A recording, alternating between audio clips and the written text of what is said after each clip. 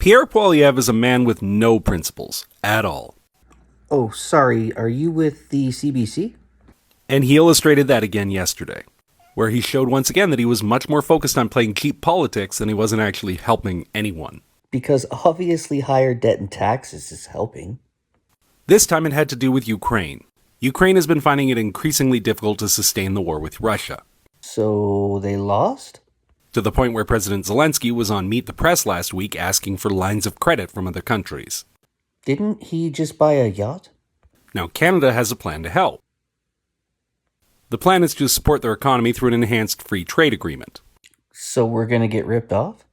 Every single Conservative MP voted against it. Well, it isn't our country. Why?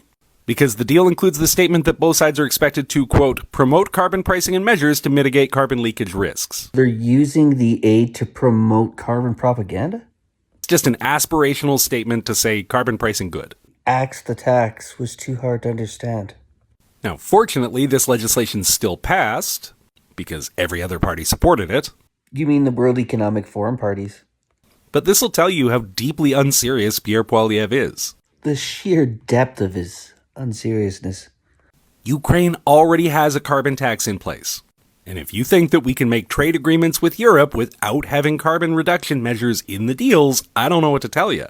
Right? Because communist environmentalism is inevitable.